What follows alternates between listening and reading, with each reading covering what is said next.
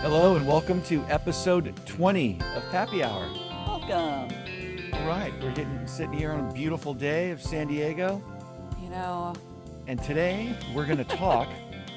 Jessica's already going to sidetrack to I something need to else because dump she's, all my problems on you very guys. upset about the outcome of yesterday's big game. This is the Monday after Super Bowl Sunday. Oh, and it hurts. It hurts. It hurts. Yep. Didn't go in our way. We are San Francisco 49er fans. And they came up a little bit short yesterday. But I mean, really, a little tiny bit short. yeah. Like, that was... Can't be mad at a good game, but there were multiple... I mean, the extra point, the muffed punt return that gave him field... Yeah, there are a it's lot of things. just this one hurts. I'll Yeah, just say that. but This we're one gonna really hurts. we're gonna shout out to Christian McCaffrey because he is a player that looks like he's trying twice as hard as everyone else on the field. He played a He- incredible game. Yes, he And is. gave it a 12 out of 10 effort, and I commend him for that. I He's- also want to give a shout out to Dre Greenlaw, who tore his Achilles running out onto the field. I mean, he is the heartbeat of our defense. And to not get to play in the Super Bowl, man, I'm just sad for all the players, honestly. And the coach, Kyle Shanahan, Well, they should have tried all like Christian McCaffrey. He's a little man god. We love him. Shout out to him. We'd love to have him a guest on the show if he's listening. All right, we're going to move on because we're done with football season and done with the game. And on the bright side, we made really good chili. It was really good. We made some good chili, Yeah. cooked some bratwurst, did a little tribute to John Madden in the beer brats. Mm-hmm. Great spread. Had a good time. Good time. Always next year. Always next year. All right, today we've got an interesting topic, and it's one that is right here at home. We are going to talk about the city of San Diego, our backyard. Yeah. We're looking out at it. We're not native San Diegans. We're No, we're not. originally from San Jose. We're transplants, We like most of the city in San followed Diego. the trend from north to south. Got a little tired of the weather up there. Got a lot tired of the weather up there. You know, it's not too bad, the weather in San Jose. It gets I mean, really it's not cold, Milwaukee, but no, it's not Detroit. It doesn't snow, but it gets really cold, honestly. Yeah, the winters are much milder. But we have had a very wet winter here. Yeah, We've just received almost 4 inches of rain in the last 2 weeks. I know. Everything's Yeah. blooming. It's a lot of rain. But let's talk about San Diego. It's fascinating. It has an absolute ton of history. Everybody thinks of San Diego as a place to go on vacation, watch a Padres game, cruise around Mission Bay, Hit La Jolla Cove. hit La Jolla, have some great dinners, and that is all true. The But zoo, SeaWorld, Legoland. what we're going to bring up is that San Diego is, in fact, California's oldest city. It was the first city here. It's the oldest. It's had some struggles with, it wasn't the San Francisco that once it got started, it just slowly grew. San Diego grew and then shrunk and grew and shrunk. It's had a bunch of ups and downs. In fact, at one time they took the city charter away. They made San Diego non-existent, but came back, and now it's a Why'd they do that? thriving metropolitan city of 1.3 million people. Yeah, one of the biggest, most prominent cities in the country. It's the corner of America. It is the corner. And all of our corners are well established. Yes. Where do you want to start? We know it's the birthplace of California. How do we know when was that? That was July 16th, July 16th, 1769. 17? 1769. Ironically, 200 years before I was born. So we're rolling up on the 255th anniversary this summer of San Diego. 17? Didn't California become a state in 1850, but San Diego was established in 1769. That's when they built the Presidio and they built the mission, the first mission. The Presidio down where Balboa Park is? The Presidio. Or Old Town. Where Old Town is. Yeah. Makes sense. So let's go back. Let's start as we'd like to do on Pappy Hour. What country was it part of when it was just that city? Before California was a state? It was part of Spain. Okay. It was a Spanish colony. So let's start with the Native Americans here. The band or the tribe, as you would call the group, is known as the Kumeyaay Indians. Okay, Yeah. Kumeyaay, Kume. Yeah. Kumeyaay. It's a little difficult word to read for me, but Kumeyaay, we're gonna Yeah. say Kumeyaay, and they'd been here for well, they say in Southern California, and we brought that up with talking about Catalina, about 9,000 years. But the Kume tribe that was here in San Diego uh, stems from at least 1,000 years. They were Wow. here. And you know where they lived? Where? Right where Old Town is. Yeah, right in kind of that valley. Yes. So that was their settlement. And that's why the Spanish went there for their settlement. And then Took it over. that was basically Old Town. And they were there because what runs right to their north and runs along that area was The river. the San Diego River. Hmm. So that was their main reason. Which really you drive over when you're heading 5 South off on Rosecrans and It's right there. Mission Valley, pretty much. Yeah. And the San Diego Which is why River, that always floods. something I read that's interesting. The San Diego River, um, it starts way up in the east of the mountains and rolls westward to the ocean. But and right now it drains out right on the south side of Mission Bay. So Mission Bay um, is is the swampland around. Basically, it's the river delta, The marsh. marshland, river delta. But also, they said throughout time, the river took a course this way and dumped into San Diego Bay. So that's why was so much silt and the for thousands of years, tens of thousands of years, that river either ditched south into San Diego Bay or north where Mission Bay lies. Okay. Yeah. So, but now they've rerouted it to go straight past, OB and Dog Beach. Like it doesn't go into Mhm. San Diego Bay. No, no, no. That was way before this. Mm. But if you look at the structure, obviously it didn't roll through Point Loma because Point Loma is this big mountainous peninsula. Yeah. So the river ran down like into it and either jogged left or jogged right. Yeah. And you look at that and that's two low-lying areas that all that water for thousands and thousands of years spilled down to. Yeah, it makes sense with the topography also because if you look at where PB is in just north of PB, like Bird Rock area, then you get into La Jolla, that's all mountainous region too. Yeah, so it sent it down in that little It's kind valley. of a tunnel. So San Diego, another fun fact here, is built on over 200 canyons. Just Yeah. San Diego proper, 200 canyons. Yeah. So it makes for all these little river canyons Sunset Cliffs and is one little big canyon, pretty much. little Sunset Cliffs. It's in a canyon. That's by the water. I know, but it has canyons back in if you go back up into Sure. the north of Point Loma kind of area. I mean, not big canyons, We can but call it, little, but more in the East County. When you're driving along 805 or Highway Yeah. 8, you see all those canyons, and then you see houses up on top, and then canyons below. So over Yeah. 200 canyons in San Diego. So It's basically desert the first that meets people, the ocean. it is desert. Yeah, the landscape of San Diego. You drive through San Diego, you drive through Balboa Park. There's all these beautiful trees and palm trees. It looks like it's all tropical. The natural Landscape. landscape is go out Highway 8 for about 40 miles, and everything in San Diego looked like that. Yeah. Shrubs, just Desert, rocks, not a lot of, not very few trees. a lot of There, sand. there probably were some trees along San Diego River because it was a riparian forest. I love that term. It's a big geographical term, the riparian forest. So, Mhm.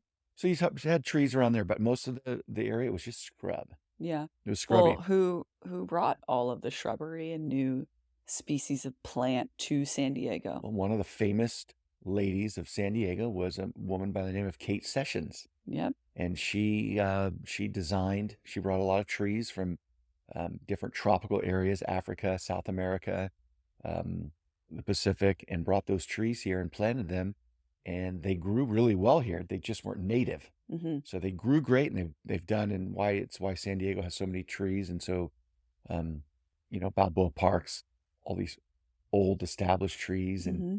jacarandas and eucalyptus and all sorts of every variety of palm.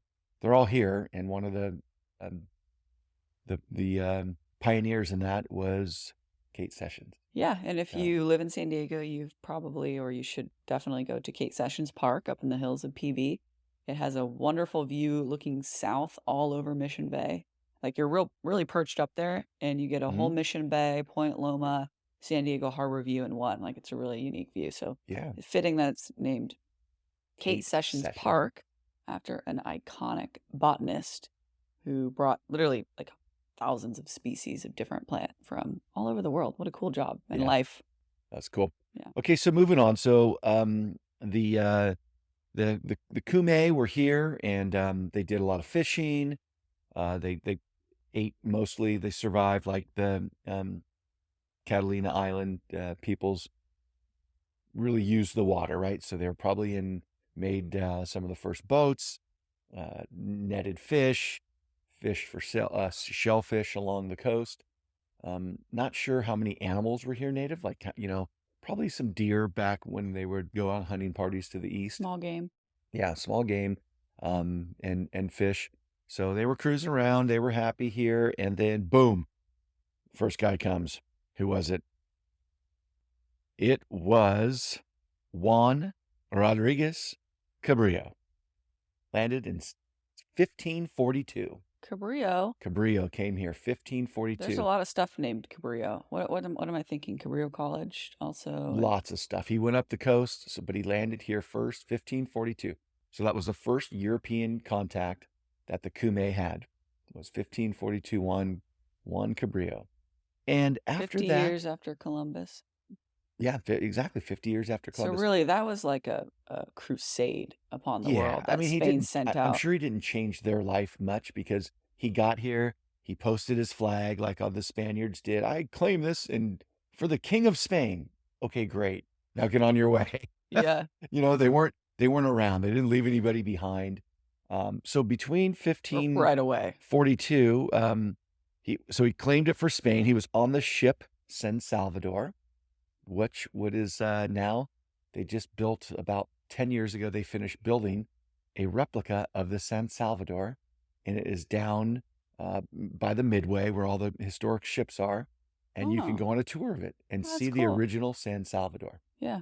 Yeah, I remember it was being built there right across from the airport on Harbor Ave, and they were building it, and it sat there, and it went from building the ribs of it, you call of a ship, and oh, it took years and years. I remember every time we got here, it was just a little bit. All volunteers built it, Oh, that's and neat. that is the San Salvador, We should go which check it out. basically you could say that ship is an exact replica reproduction of the first ship that sailed into those waters. And I mean, now those waters, they're like a freeway It's a freeway. out I've there. seen 3 There's, Navy vessels go in and out since we've been sitting here. I mean, between the commercial and the military Yeah, and the people coming in, the shipping.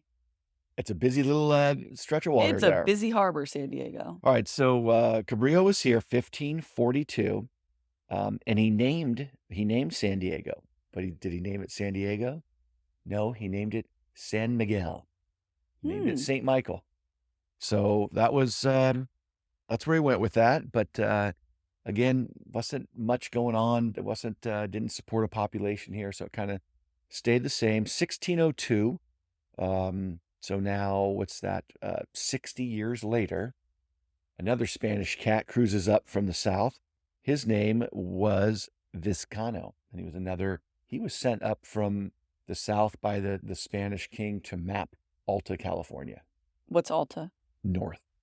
Oh, duh. Yeah. So Alta California, they wanted to map the coastline because they knew, well, I mean, they had mapped the whole coast of what's modern day Mexico right now, and most of the Baja Peninsula, but it kind of stopped and got a little sketchy when it got here. So they wanted to keep going up, and Viscano made some big voyages. That's a Well, because when thinking ship travel, where's the last place along the Baja Peninsula that they would that was a safe spot for them? Was it Cabo?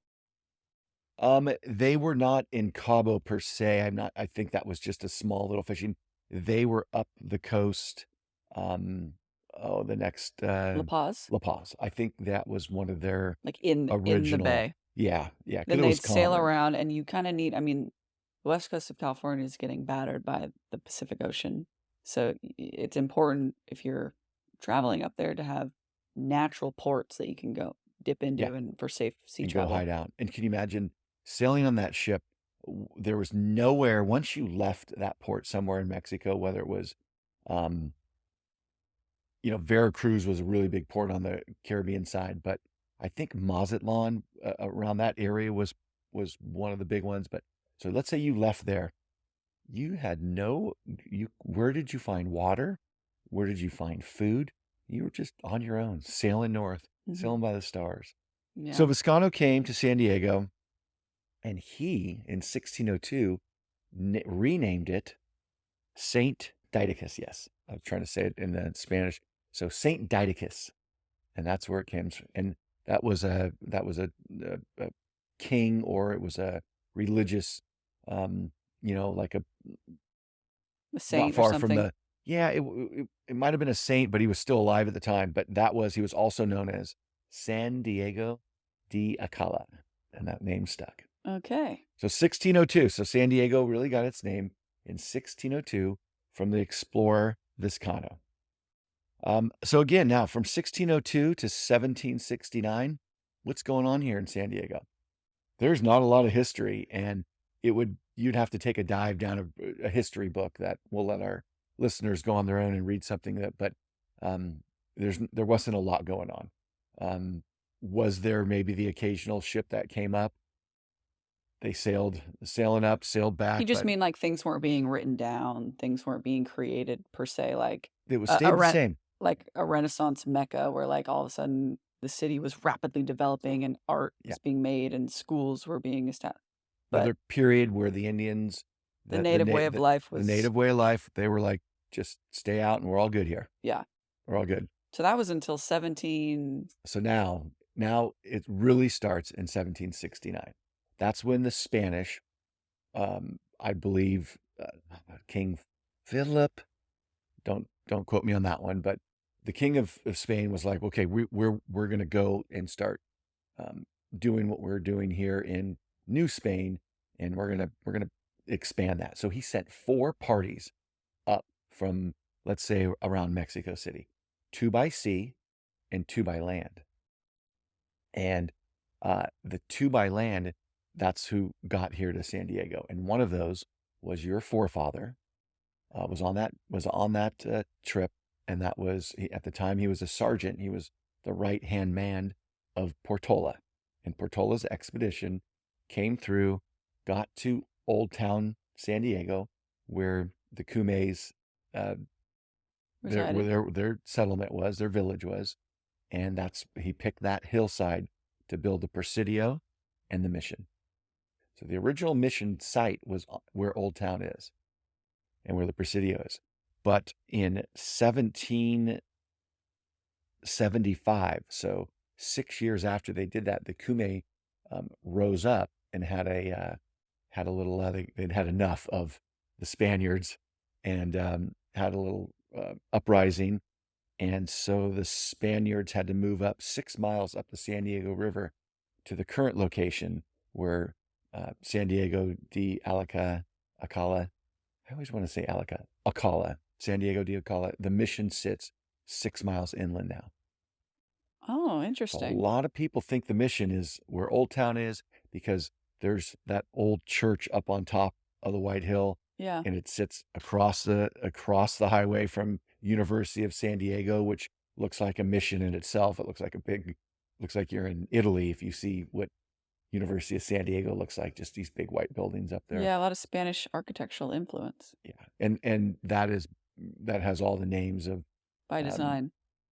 yes, but the mission actually sits 6 miles upriver, right there at Highway 8 and 805, right in there, 8 and 805. Okay, so just kinda near just San Diego east, State.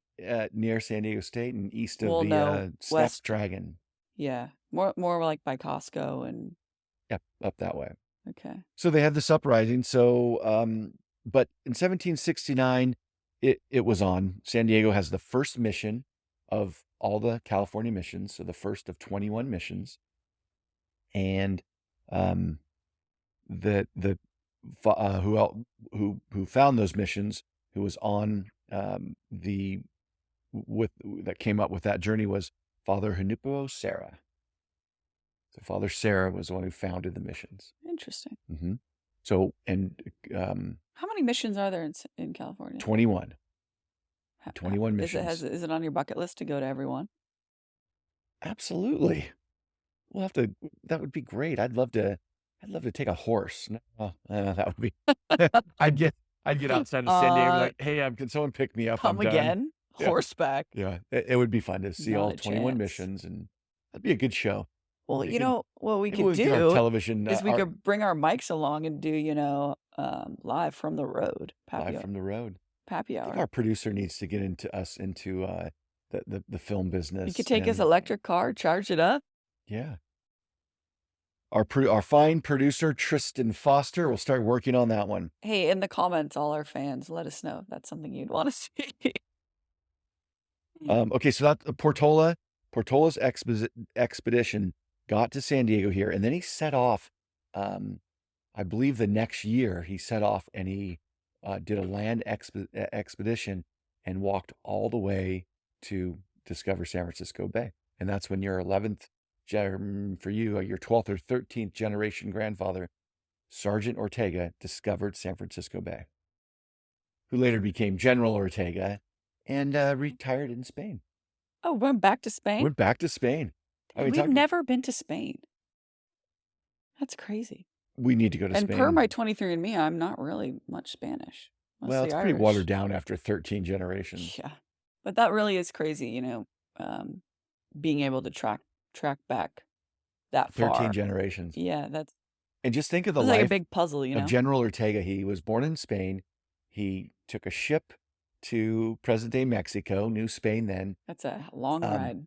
Just did expedition after expedition. He was always a military guy. So he was in charge of, he wasn't a cartographer. He wasn't a cook. He was a military man. He was for protection. He knew how to fire the cannons. Jeez. He knew how to use his sword.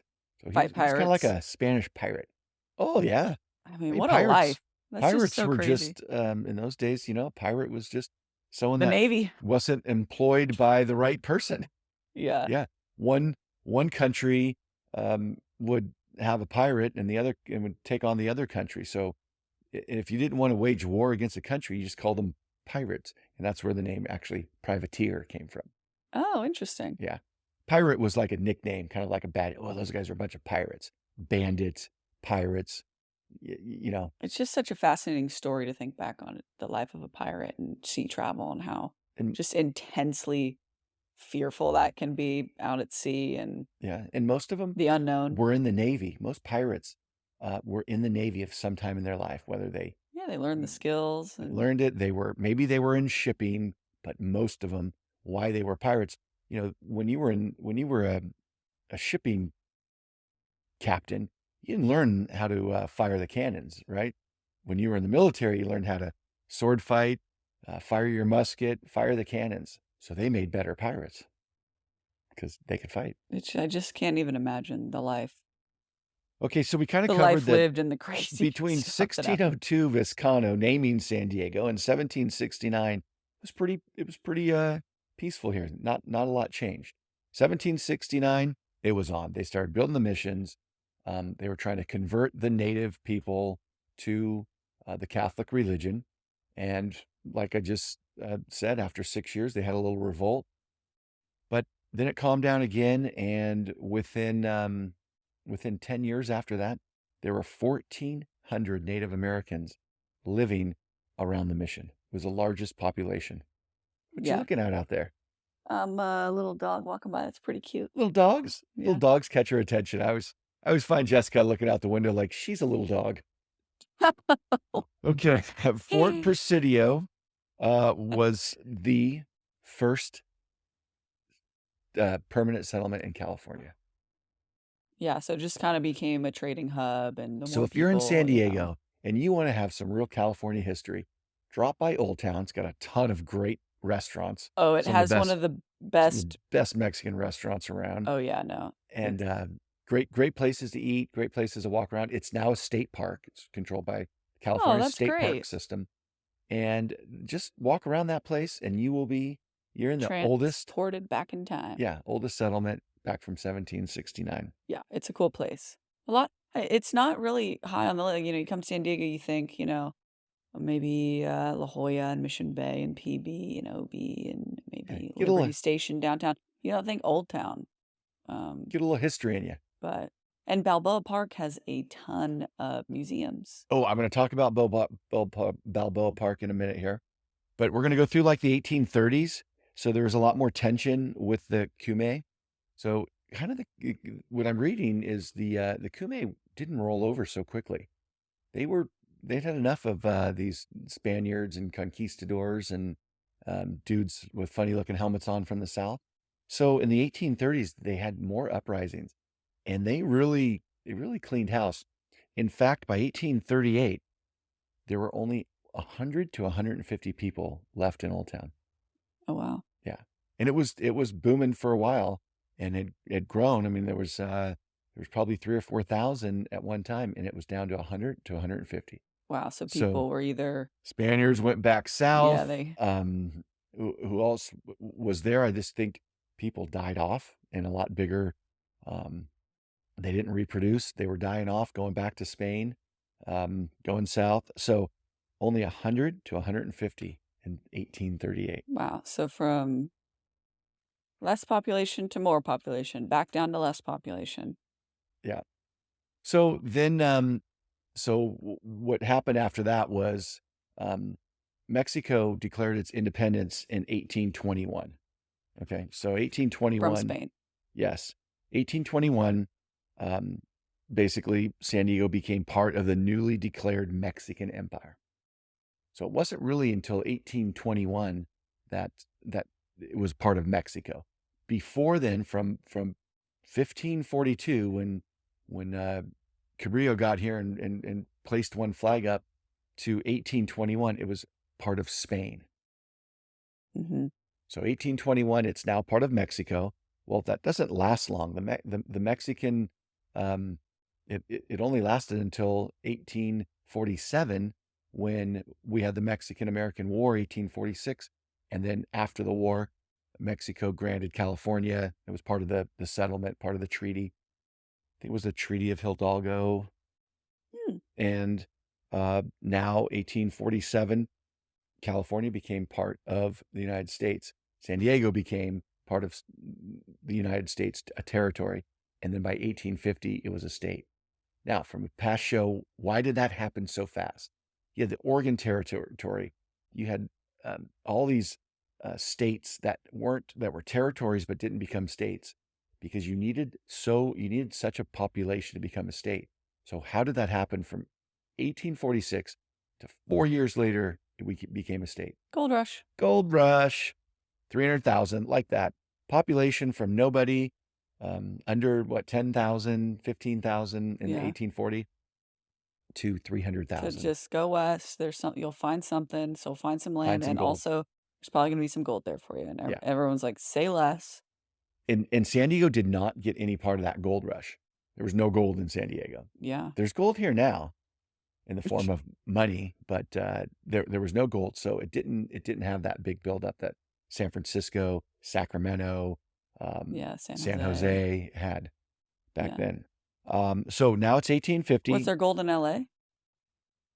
Well, one of the places they found gold first was up in the mountains north of LA.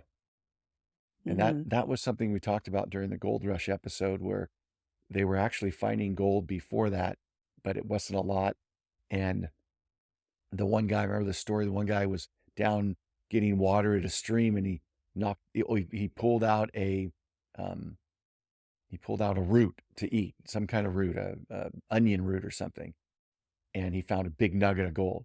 But he kept it secret, and then he died. So like no one knew where to go find that again. There's gold all over the hills. Yeah. Yeah, just Just go. not down in the desert. It's not down in the desert. So California becomes a state, 1850. And everything is now really based around Old Town. They start to develop a few other places. They go a little bit further south. What they realized was Old Town wasn't good because it wasn't on the water. So here they have the San Diego Bay, and the Old Town was off the water. How much of the bay is natural? Is Coronado like, is that Coronado, naturally created, or was there any part of that that was man-made? yes, the whole Navy base you're looking at, North Island, it was all filled in. It was marshland. Okay, So the high tide would cover it. Shelter Island was an island, and and we Harbor connected it. Island was an island. And we built an isthmus on both of those so you could get out to them. I never knew that. Yeah. So if you look at, there's one of the hotels down on Shelter Island, the Island Palms, and they've got all these old pictures in there. And so they show there's a photograph of Shelter Island, and I think it's when the World Fair was here in 1915, and it's before they built it, but it was real low. In high tide, it was almost non-existent. Mhm, So when you had especially like if you had a king tide come in, underwater, and then a low tide, it was a huge sandbar. mhm. So they So we put a just road there. reinforced it, Yeah, put a bunch of fill, built and it up. the fill came when they started dredging the harbor. You could never get these Navy ships in and out of this harbor, so they had to. We cleared it out. You cleared it out. You dredged it. That's what How do you you know. dredge? The Vikings did that, right? You dredge. Well, you take big shovels underwater and um Scrape you everything scrape together? the bottom of it, and then you put it up onto a barge, and you take it, and that's how they built up Shelter Island, Harbor Island, and North Island. All those dredging That's became so all that. fascinating of human ingenuity and, you know, how to create How to create a large harbor. scale, Yeah. I mean, the you Vikings, know, like I said, the Vikings a they're 1,000 years ago, they knew that if they were in real low water, and that's why they built their ships with a low draft. They only needed a couple feet of water to get in yeah, and out. They didn't start building. it's just moving so much land. Like, you're Yes. just building islands at this point. All It's right, cool. so now we're gonna come up. We're gonna kind of change direction. So that's and then San Diego, it just kind of struggled. It wasn't booming. It didn't gain a lot of population like the Pueblo of Los Angeles did. It definitely wasn't a San Francisco from the gold rush money. So it just slowly grew. Um, but turn of the century, they started building up where downtown was because now it was on the harbor. Started getting more shipping. Um, the fishing industry was gaining. You Yeah, know, we have a ton of tuna right off our coast. this was the tuna capital of the world. What? Yeah, I didn't in know the of the world. 1950s, 60s, 70s, San Diego was the tuna capital of the world. And then they shut down all the refineries, um, and they moved them out of the area. They moved them, I think, because of cost and environmental stuff. Mhm. Uh, you know, Oil refineries? no, the tuna. That's the word I'm looking for. Where you, Factory? yeah, tuna factory, we'll call it. But the tuna fleet was here in San Diego. So Still is. some things that happened in San Diego, 1915. This is cool because this gets into what you're talking about the zoo, okay, and Mhm. Balboa Park, Touristy stuff. touristy. So 1915, the World Fair's here, and it is in Balboa Park. Do we still have a World Fair? I think the World Fair still goes on. I'm not sure. I haven't seen one come to But California in a back long in the time. early 1900s, it was It like was the huge. the Super Bowl. I think they had one every year somewhere, World Fair, Mhm. because I know it was up in San Francisco on Treasure Island. Um, but the San Diego hosted two World Fairs, 1915 and 1935. Well, 1915, it was in Balboa Park. They built all these buildings, which those buildings are still standing. They're That, beautiful. yep, that's all those museums. That's our architectural hub, you Yes, know? some beautiful buildings, but they also brought a bunch of animals there and displayed animals for the World Fair. And that was the start of the zoo. Start of the zoo. They Oh, they kept him there. Hey, they look so good. We got all this room. Start of San Diego Zoo, yeah, I 1915. mean, every big city has a zoo, but why is San Diego so like, we have a much bigger variety of animals, a Yeah, number of animals compared to other zoos, apparently, this is I haven't been to the zoo in a long time, but it's really big. We have a ton of animals. built Why through is those that? canyons, right? It's built through all those canyons. Yeah. So it's ups and downs. It's a tremendous walk if you go. Oh, yeah, don't go there. Wear comfortable shoes if you go because it's Yeah. hilly. I'm going to say there's two main reasons why San Diego Zoo is so popular. One, because this climate, when you have animals from all the tropics, this is a good place. It's hard to keep animals healthy through the winter of New York City and Detroit, Chicago and Minneapolis and Detroit, Seattle. Seattle. Yeah. So with Yeah. the climate of San Diego, the animals are much happier. It's more of a happy medium from the extreme climates on both ends. Oh Cold yeah. animals, warm animals. Yeah. Yeah. I mean, besides with the penguins and polar bears, which I saw the polar bears there. And they just turn on the air conditioning and pump cold water and they think they're, they think they're in hog heaven. They're getting their Oh. fed there.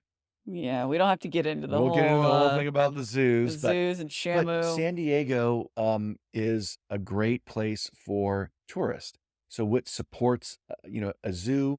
The San Diego Zoo is a nonprofit organization. It's owned by the city. So I the suppose more that's money, good. the busier they are, the more money that comes in, the more money they have to make a better zoo. Reinvest in research and Yeah, rescue. I know, like, they rescue a obviously, ton of animals. yeah, like SeaWorld too. And San Diego is a tourist destination for adults, but also for kids. Like we have Yes, SeaWorld and the zoo and Legoland, and it really is like a kid-friendly tourist destination. So a lot yes, of young families come and whatnot. And SeaWorld, they like I remember watching what's the documentary Blackfin? yeah, Yeah, super controversial. Um, but I will say that they do a lot of good research yeah, and rescue stuff and whatnot. So just like everything, not all good, not all bad. yeah.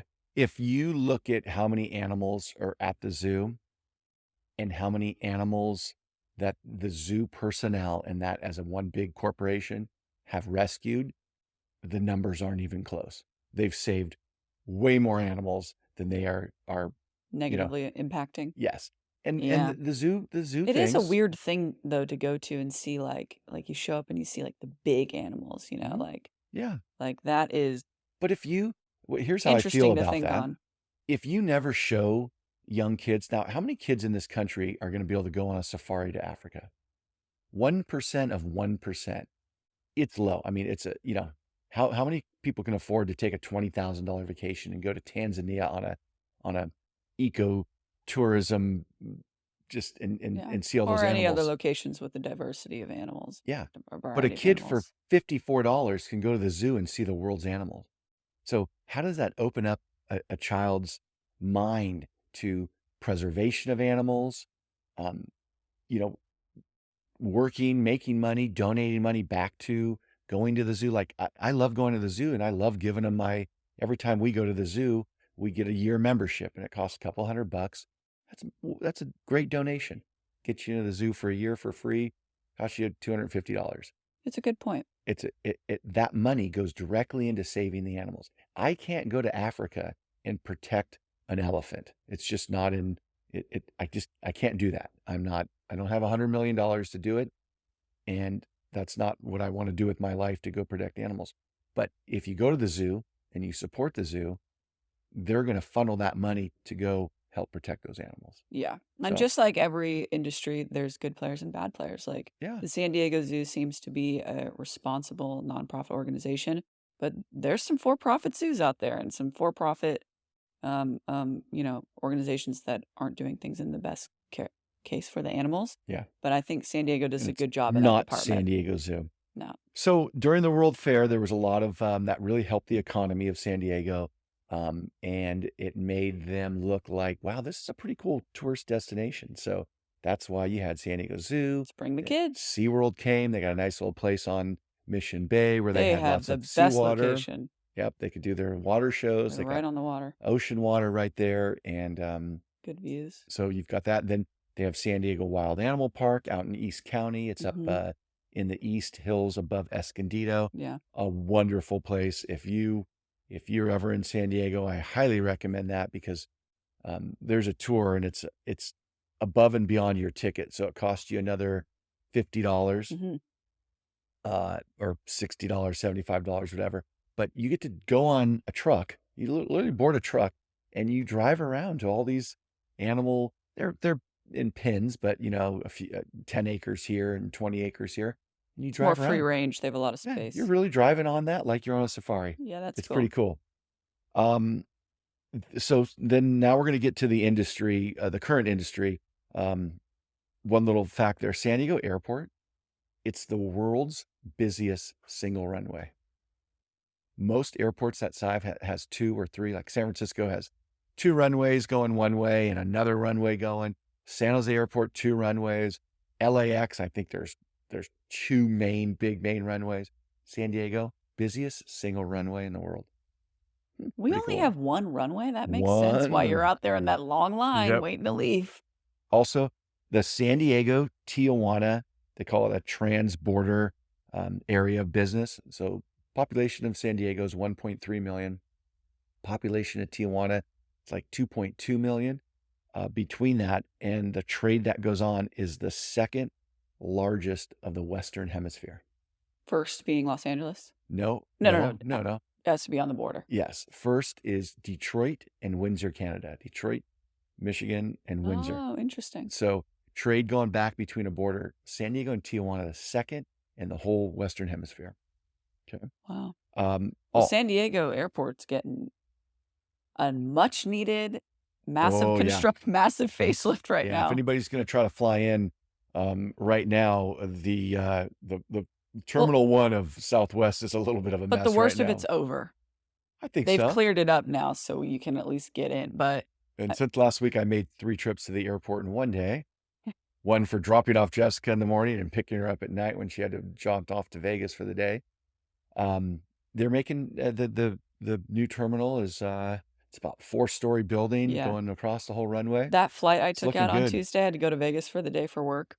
And it was the bumpiest flight I've ever been on, San Diego to Vegas. I Yeah, was shaking in my boots. It was crazy. yeah. San But Diego.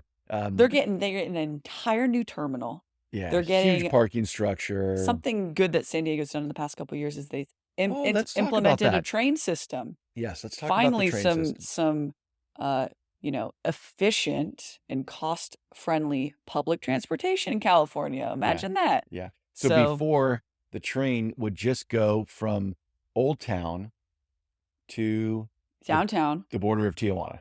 Well, no, so it goes It would go I'm not from Old 100% on this, Town, but it goes Old Town to downtown, downtown. It goes as far east out to San Diego State. but it didn't before. It went like halfway to San Diego. It went to the stadium. Oh, you're talking Yeah, I'm saying what it was for the last 30 years. yeah. It wasn't efficient. It went from the stadium to Old Town to downtown. Yeah, it was So just one long line. unless you lived by the stadium or lived downtown, it was this L that it just wasn't that efficient. So what they've done in the last 15 years, yeah, 10 years. they put a spur all the way out to San Diego State, Right, so it gets all those kids all the students. efficiently traveled to and from downtown Yep. and central. Then they put a spur north going up to UC San Diego. Yep. Okay, So they can now so it get up goes all there. through like stops at UTC Yeah. and all the way to UC San Diego. And now with the new airport, they're putting a spur.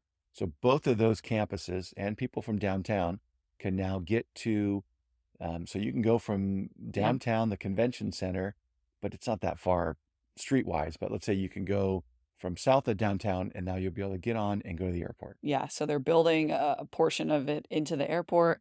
And I mean, they had to build like a 5-lane freeway on ramp. Like it is massive construction that they've done. Yeah. Created a whole new terminal. They're going to have better buzz. It's going to be tricked out. So that will be really good Yeah. for So future. give it another year and San Diego Airport will be ready to host Yeah, they said lots more. 2025. Yeah, next summer. So lots more visitors. Okay, I know we could really talk about San Diego for so long, but I want to get into a touch about because truly the biggest industry here is our U.S. military. Yeah. All right. So first base here, 1852. Looking right up what you see in the background, Fort Rosecrans, home to Fort Rosecrans National Cemetery. So it's a national cemetery, much like Arlington. It goes from 1852. So there's Civil War veterans buried up there and before. So beautiful property. The Navy that's the home to the 3rd Fleet. That's the headquarters of the 3rd Fleet. There's a Coast Guard base at the very end of Point Loma. You can see out there. And there's a Coast Guard. That's the #1 destination that people apply to in the Coast Guard. Wow. Yeah, the tip of Point Loma, Which is like the tip of the corner of the country. tip of the spear. Yeah. Uh, so that's always been a base. And then there was, and it started in 19, because we just had its 100 year, 1923 was the Naval Training Center. So that started 100 years ago. That's Liberty Station. That's Liberty Stations, but that was the NTS Naval Training Center. Now it's And a that Yoga was, 6. it's lots of Now businesses it's a now. Trader Joe's. So that was built 100 years ago with some tents. And it just kept growing. It grew all through the 20s, all through the 30s. And then with the start of World War II, it just blew up. That was only one of two boot camps for the Navy. So you know how many personnel were in the Navy during World War II. I think it exceeded 2 million. All went to Wow. boot camp there. And there was, although not just boot camp there, it was a training center. So if you were going to be a cook in the Navy, you went to school at NTS. If you they had some if oh another one they had, if you were going to be a map maker for the Navy, that's where the school was. I see a job that you would like. Yeah, it's cool. I frequent Liberty Station a lot. It's one of the from a commercial real estate standpoint, it's one of the most unique properties in the entire country. It was developed originally by our military and utilized for really, really important purposes during World War II in manufacturing all the way up. and training. Just paramount Yeah. in world history in that sense. And now it's converted into arguably the most user friendly, like mecca of it's still a lot of military housing are there. Yeah, a It's lot of residential and then it's retail and it's got everything you could want. But it doesn't have any, McDonald's yeah. or it's all kind of the nice areas. And then it's got just delicious restaurants and beautiful parks Hmm. and they put an ice skating rink there in the winter and Yeah, they Christmas had ice time, skating. and they have the largest outdoor brewery in Stone Brewing, Yeah, the a San largest Diego restaurant. staple of our number one industry nowadays, which is beer. But just really, really unique property. Yeah. So the last boot camp there was 1992. So Wow. from 1923 to 1992, they trained, and then But I've seen people training not really on Liberty, but kind of next to it, more on the airport side. yeah, that's the Marine Corps. Yeah. Yeah, that MCRD is the other Marine Corps. That's Marine Corps Recruit Depot. MCRD, one of two Marine Corps training boot camps in the country. Only two, one on the East Coast, one on the West Coast. The Navy only had two, one on Lake Michigan and one in San Diego. So the Navy finally closed San Diego 1992. And then it spent about 6 or 8 years where it was all getting decommissioned. And then soon after that, they started restoring all the buildings and moving in Liberty Station. That took about 10 years. So it's been really active for about the last 20 years, and it just keeps growing. And if you're ever in San Diego, please stop by Liberty Station and take a walk. The history is incredible. And for our country to finally be smart about preserving history and bringing in retail and where you bring people into it, the retail almost, I want to say, brings you into a museum. It complements the true use of the space. Yeah, it forces you to learn some history. And we can't forget the history of where our Navy was for 100 years. So looking across our beautiful view here, that's Naval Air Station North Island. And then looking down on Coronado is where the Navy SEAL base is and all the training that the Navy SEALs do. North Island holds all the fighter jets that come off the carrier. So all the F-18s fly in and out all day long. Huge. It's a extremely busy airport. Yeah. Then up They inland a fly in the little bit. middle of the night. They fly first thing in the morning. Oh They fly in yeah, the middle of the day. fly when they want to fly. Yep. Then we have Marine Corps Air Station Miramar. Used to be the home of Top Gun. That's where the original Top Gun was kind of based out of, Miramar. It got a little too busy. It's kind of too built up for them to be dogfighting over San Diego. For So they moved that to residential. Fallon Naval Air Station up in Nevada.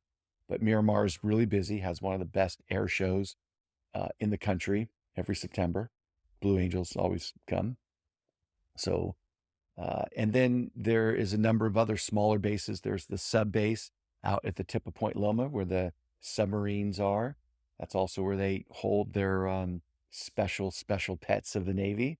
What are those? The nukes. No. Oh, what? The nukes, Jessica. They hold their special little pets. What's the Navy's little pets? Oh, We hear them at this is night. so funny. I thought you were Their name is Art and his friend Art. Yep. So what the Navy, I just learned this Okay. was that what the Navy does is they employ Yes. a platoon of dolphins And seals. and seals. True seals. So we have Navy seals and real seals. Okay, that's really funny. Yeah. Sea lions. They're sea lions. So what they do is they train them to swim around Detect. and to detect any suspicious activity under the water. Yeah, explosive. So what a team, Which is crazy. yeah, but Absolutely crazy but that they our love it. military. I mean, they have a job because they say the average dolphin is smarter than the average human. Yeah, I mean, I believe it. There's the human intellect goes from way down, to way up. Just think about how smart you have to be to live in the ocean. Dolphins are like, there's a hierarchy of dolphins, but they're all pretty smart. So they can go to the whole bottom of a ship and search it for any kind of mines or explosive devices in like 3 minutes. You could take a team of 10 divers, 3 minutes, they can't even get their masks and gear on. And this dolphin's like, hey, done. Can I get 2 fish? And you throw them a couple of fish, like, woohoo, what are we doing next? It's like a happy Labrador fetching a ball at the beach. Well, because They're they nonstop. have that part of their brain that is like Wants to work.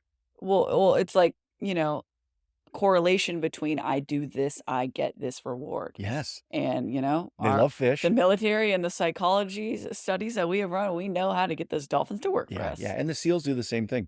My gosh, it's so crazy. That's going on there. So I'm a dolphin trainer. A ton for of the military. ton of military here. It's one of the big things that really keeps the economy going because the military is it turns over a lot, right? So MCRD, they have Marines. They come there for their 13-week basic. Then they go off to Camp Pendleton. Oh, we didn't mention Camp Pendleton. Marine Corps, the largest Marine Corps base, I believe, in the world. I believe it's bigger than Camp Lejeune, area-wise. So that's a big one too. Camp Pendleton, it pretty much separates Orange County and San Diego County. It is part of San Diego County, but it is the Pendleton's family million-acre ranch that's leased to the government, and it's where our Marine Corps trains and resides. Yep. Okay, couple other things. So population of San Diego, we said, is 1.3 million. 1930, it had it from 1930 to 1950. It over doubled in size because of World War II, and then getting into the aircraft industry. So 1930, it had a population of only 150,000. By 1950, almost 350,000. So it went back down? No, it went from 150,000 in 1930 to 350,000 in 1950. So that's big growth. And the aircraft industry was huge here. Consolidated Aircraft started here in 1923, and Ryanair started in 1925. Ryanair's famous because that's who built the Spirit of St. Louis for Charles Lindbergh's flight across the Atlantic in 1927. The first. Yeah. So Ryanair was huge. Consolidated Aircraft later became Convair. They invented sheet metal, which the sheet metal factory was where Rosie the Riveter was from. Yep, and that was Roar Aircraft. Yeah. Which has a very family significance here. Yeah. We went over it. It was the tuna capital. I want to give tuna a shout out. Okay, we talked about the weather. We just got 4 inches of rain. The average rainfall on Point Loma is only 10 inches a year. And we just got 4 in a week. 4 inches in about 9 days. Yeah. Well, the past two winters in California, including this one, have been wet and wild. El Niños, for sure. All right. The last time it snowed? In San Diego? Yes. Well, last time there was an accumulation of snow on Point Loma, 1967. What? Yeah, 1967. The year I literally Mom was can't born, even imagine it getting cold enough. accumulated snow. It had snowed since there twice, but it never accumulated, so it was just coming down as snow. But in 1967, Point Loma was white across the top. Oh my gosh, that would be amazing.